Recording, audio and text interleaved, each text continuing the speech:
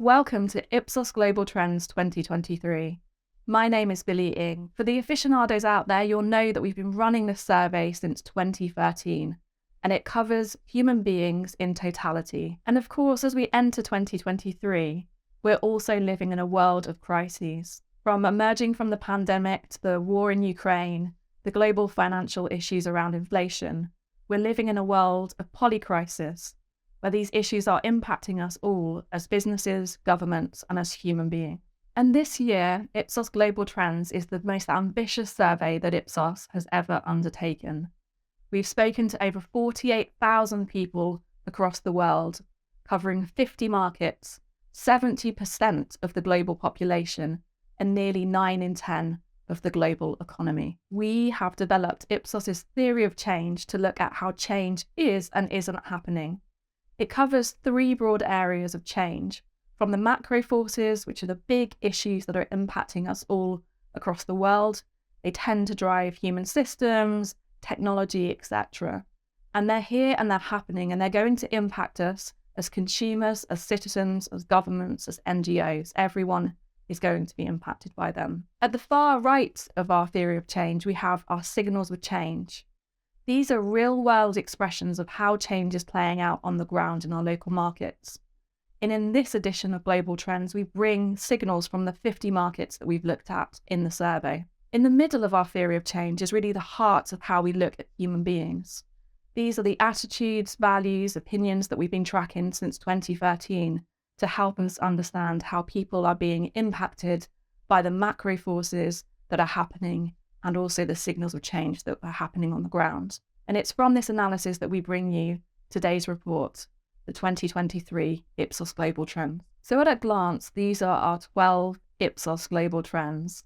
And as you can see, we take everything from the tensions within the climate emergency through to the whole world of big tech and data.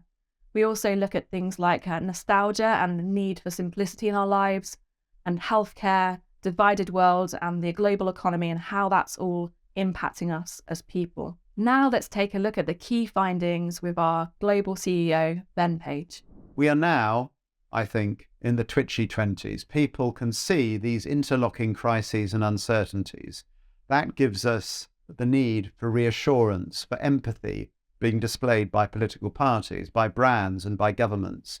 And when we look at the key trends coming out of global trends this year, we can see our old friend climate change still there. And actually, it's something that the world, despite its divisions, which we explore in the study, despite its divisions, is united about. We all recognise and continue to recognise that we are heading for environmental disaster if we don't change our behaviour. The problem is humanity doesn't always agree on the solutions. And we can also see that actually the rise in concern that we've seen about climate change over the last decade across the world is now starting to plateau. Perhaps with the economy and inflation now dominating people's minds, the longer-term challenge of climate change, as many see it, has gone back slightly. We're also seeing in many countries a rise in the proportion of people who say, actually, the scientists themselves don't know what they're talking about, and the scientists don't agree. Unfortunately, that isn't true, folks. 96% of scientists do agree. It's a clear and present danger. Another thing, of course, that has potentially come off the rails with the crises is globalization itself. And actually what our survey is showing is that globalization is hard to kill, despite shortened supply chains, friendshoring, reshoring, nearshoring, and the tensions between China and America, the tensions between Russia and Europe. Over the last year, we've seen a rise across the world in the proportion of people who say that global brands are better than local brands. We've gone back to where we were before the COVID pandemic crisis, when we'd seen a surge in hometown and country favoritism. Now global brands are back. And actually the portion of people who say that brands really matter to them and that they will spend more for brands that appeal to them, that has also been rising across the world. It's almost the revenge of globalization. And indeed, most people across the planet, despite all those tensions between the big economic blocs, say that globalization is good for their country. 2 out of 3 people globally. So globalization is proving hard to kill. And overall, Most people on the planet that we've surveyed say that they want to experience living in different parts of the world, that people have more in common that unites them than divides them, and actually more people say that they're a citizen of the world than of their own country, despite that surge in nationalism that we've seen over the last decade. Another key trend, of course, is data. We know that most people, as in our previous surveys, want to see more regulation of big tech and social media companies. Most of us across the world, 8 out of 10 now, say that it is inevitable that we will lose some privacy as a result of new technology.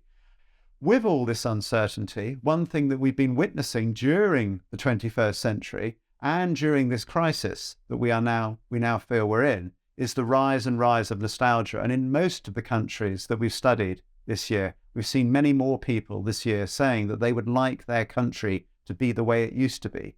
I don't know if the Chinese, Brazilians, Danes, Peruvians and Argentinians want to go back to the time when it was illegal to be gay in their country, or perhaps to racial segregation in the United States. But either way, we can see that nostalgia is a potent force when people are uncertain about the future and uncomfortable in the present. And that's important for anybody thinking about communicating. Overall, it's Asia and Africa that have the highest feelings of nostalgia, because of course those are often the societies that have seen the most dramatic population growth and change and development in the last decade. But interestingly, it's not just older people like me, I'm 58, who are nostalgic about the past. It's actually also the young. We've got 54% of Gen Zs in this survey saying that they would like their country to be the way it used to be. And I think that's just a reminder of how, at times of uncertainty, people look around for the past. As we came out of the COVID pandemic, we also saw, of course, the lingering long-term effects on people's physical health and the long COVID itself across the world, impacting on health and social care systems. But we also saw during the pandemic a surge in concern about mental health. And we now have 8 out of 10 people on the planet telling us that they're worried, that they want to do more to look after their own mental health. And that's nearly as many who say that they're concerned about their physical well-being. Again, it varies from market to market. There are some countries where physical health is far more important than mental health for most people. And again, the detail matters. But for all across the world, when you look into the demography, it is the young who are expressing most concern about their mental health. Is that because they're more sensitized to it? Is that because they have had in some ways more difficulty adjusting during the pandemic and are the very heaviest users of social media? Either way, it is the young in this study that show up as the ones most concerned. And then finally, let's look at where business stands. What we can see is that actual trust in business is higher than in government. And what we saw during the pandemic, a surge in expectations of business to stand up and be counted, to speak out, to do more to help society and to make a difference. Those concerns and expectations have continued. So business has to take some responsibility, and the greater thrust on ESG, environmental, social and governance issues in business, I think, is reflected in the concerns of people in this study all over the world. This is just a small snapshot of some of the key trends that we've measured. There is so much more that I couldn't talk about on sexuality, on brands, on purchasing and on technology.